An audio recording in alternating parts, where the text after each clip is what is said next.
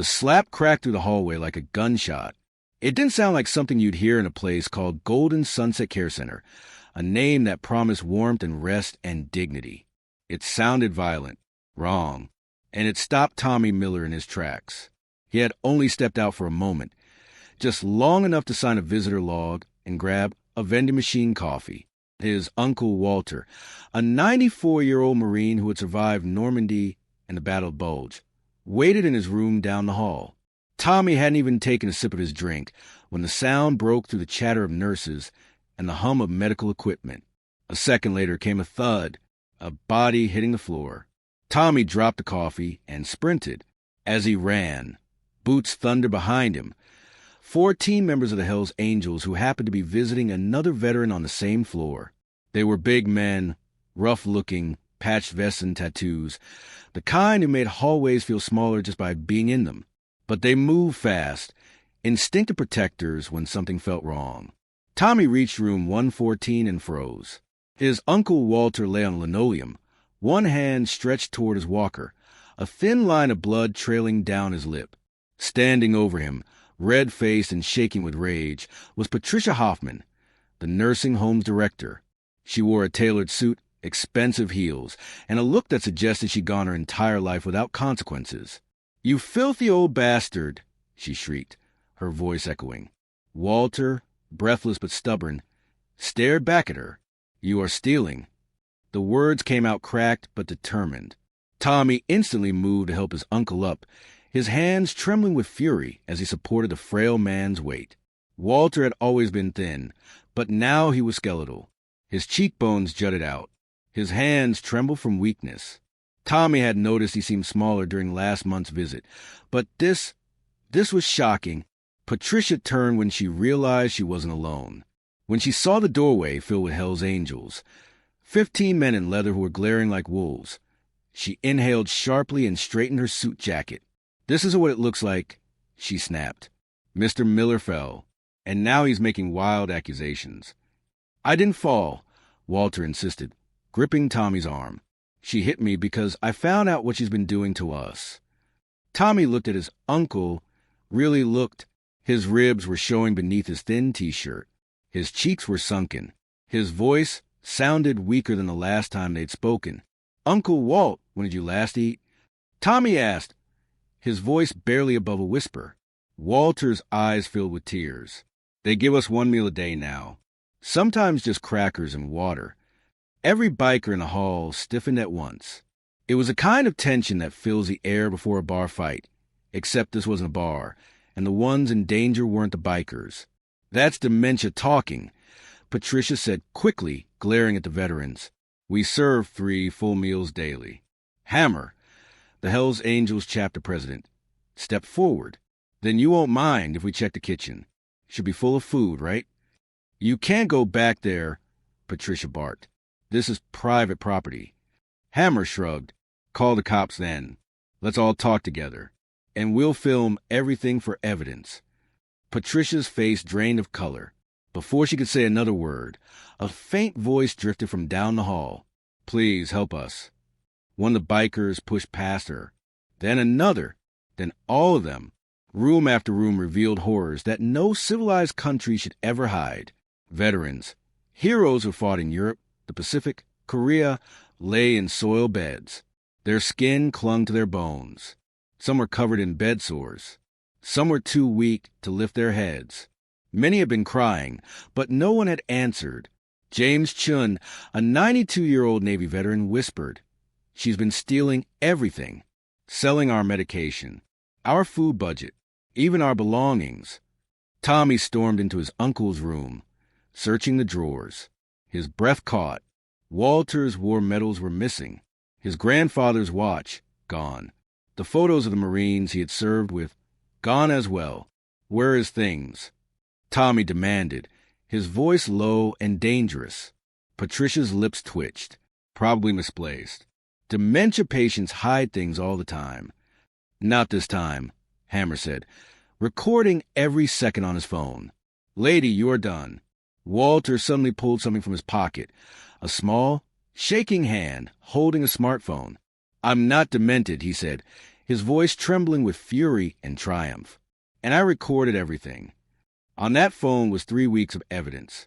Videos of Patricia taking cash from families for special care packages that were never delivered. Recordings of her telling staff to cut meals to save money. Footage of her loading veterans' belongings into her Mercedes, laughing while she did it. Patricia lunged at Walter like a wild animal, screeching, "Give me that!" Tommy caught her wrist mid-swing. He squeezed until she dropped to her knees, gasping in pain. "Touch him again," Tommy whispered, "and you'll need a nursing home yourself." Patricia tried to scream, "I'll have you arrested for assault." "Please do," Hammer said calmly, his phone still filming. "We'll call the police for you." Patricia panicked. She tried to bolt. 3 bikers stepped forward, blocking her path like a brick wall. "Sit down," Tommy ordered. "We're having a conversation." They called 911. They waited. And while they waited, the truth poured out of veterans like a dam finally breaking. Patricia had been stealing for 2 years. She cut meals to once per day, watered down medications, replaced proper food with expired bread. She let veterans die rapidly so she could open beds for new victims, new pension checks, new insurance payouts. 27 men had died.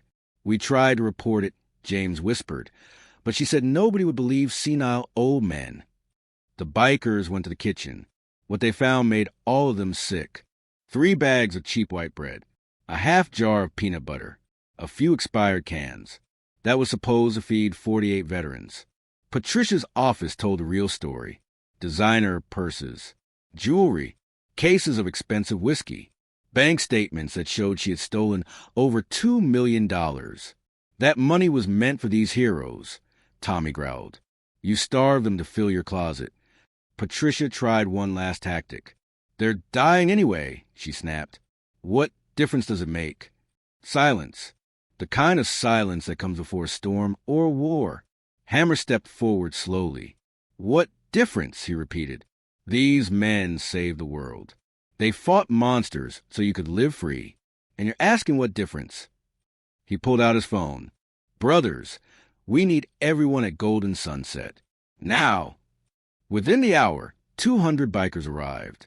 Not just Hell's Angels, Vikings, Outlaws, Legion Riders, Patriot Guard, and countless clubs with veteran members. Every logo, every color, every age. They filled the parking lot, the sidewalk, the yard, a wall of roaring engines and righteous fury. When the police arrived, Patricia Hoffman was pale, shaking, and surrounded. This wasn't a mob. This was justice rising. Detective Morrison stepped through the front doors of Golden Sunset, his badge glinting under the fluorescent lights. But even he paused when he saw what waited for him inside. 200 bikers lining the halls like an honor guard, each of them silent, each of them watching Patricia Hoffman with eyes that promised they hadn't even begun to be angry yet. Hammer handed the detective a phone loaded with videos, photos, and witness statements. This woman starved veterans, sold their medications, beat them, stole $2 million. Morrison had seen a lot in his career, but as he scrolled, his jaw tightened, his eyes hardened. "This is serial killing for profit," Tommy said behind him. Patricia laughed, but it was a thin, hysterical sound. "They're old. You can't prove murder when they're dying of old age already." But she went quiet the moment another figure entered the building. Dr. Sarah Kim, geriatric specialist, head of internal review for elderly care facilities. A woman who had already complained twice to the state about Golden Sunset's suspicious death rate. Until now, there had never been enough proof. "I've examined the records," she said, her voice sharp as a surgeon's scalpel. "These men were deliberately malnourished. Their medication doses were altered or withheld. This is murder." With that, Patricia Hoffman was placed under arrest. 48 counts of elder abuse. 27 counts of negligent homicide. More pending. The flash of the handcuffs was met with cheers and applause and a few satisfied growls from the bikers. But they weren't done. They followed the police car all the way to the station. They called every news channel, every reporter, every veteran organization, every politician who had ever posted a Memorial Day photo, and pretended to care. Within hours, the headline was everywhere. Nursing home director arrested for starving World War II veterans. By morning, Patricia's face was on every screen in the country. She was released on bail the next day. She believed she was safe. She was wrong. When she arrived home, her quiet suburban street was lined with motorcycles, legal, peaceful, intimidating. Men and women in leather jackets stood beside their bikes, arms crossed, cameras recording. No threats, no violence, just the constant presence of people who wanted justice for the men she had nearly killed. Everywhere she went, she was followed. To the grocery store, 10 bikers behind her, filming. To a court hearing, 50 more waiting outside. To the gas station, someone handed her a flyer showing the photos of the men she starved. Her lawyer exploded in court. "This is harassment. They're on public property." The judge replied, "They're protesting. That is their constitutional right." Then things got worse for Patricia. Investigators uncovered her history. 2 previous nursing homes. 2 different states. The same pattern. Stolen funds. Missing medications. Veterans mysteriously declining in health. Dozens more dead. The FBI stepped in. Federal charges piled on like sandbags on a sinking ship. Patricia's bail was revoked. The trial. The courtroom was packed so tightly that reporters had to stand. Veterans filled the aisles in wheelchairs, walkers, oxygen tanks. Some were so fragile, they could barely keep their heads upright. But they came anyway. They had been hungry for too long. Now they hungered for justice. Walter Miller, Tommy's uncle, was brought in last. He insisted on speaking despite his age and condition. Tommy helped him to the witness stand as cameras flashed. Walter gripped the microphone with trembling fingers. "I survived Normandy," he said. "I survived the Battle of the Bulge. I thought I would die peacefully in America." He turned his frail face toward Patricia. "Instead, this woman tortured us for money." The room went silent. Walter continued, voice shaking but strong in spirit. "You're worse than the Nazis. At least they were honest enemies. You pretended to care for us while you killed us slowly." Patricia looked away, her face pale. When the verdict came, the courtroom erupted. Guilty on every count. Life in prison without parole.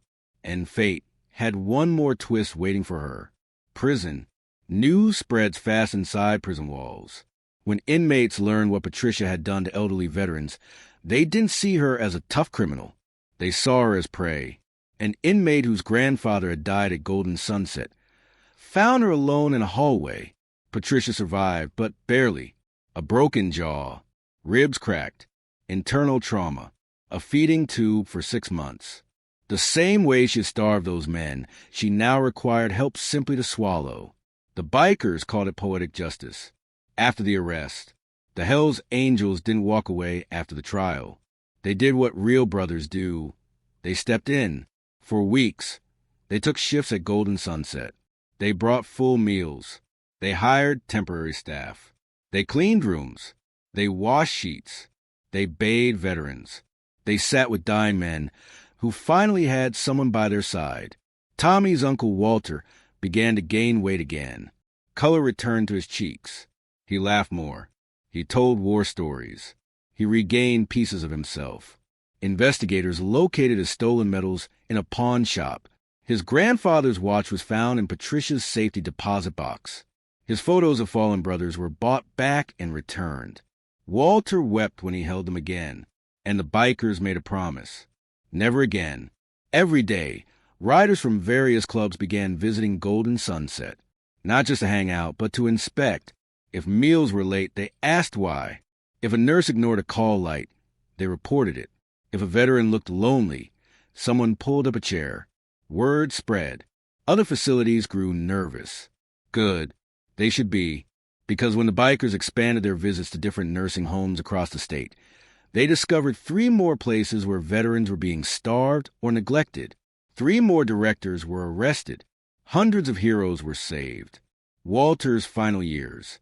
Walter lived 2 more years after Patricia's arrest. 2 good years.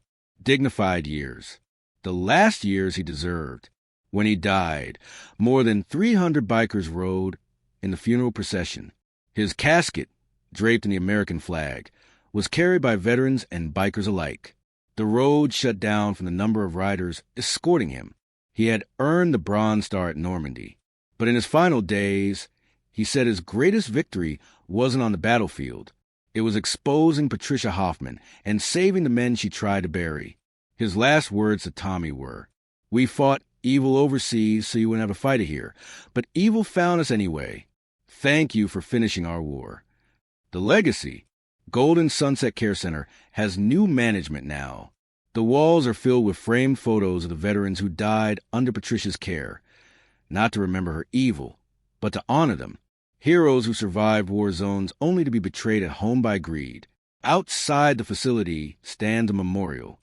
Fresh flowers appear every day, some from family, most from bikers.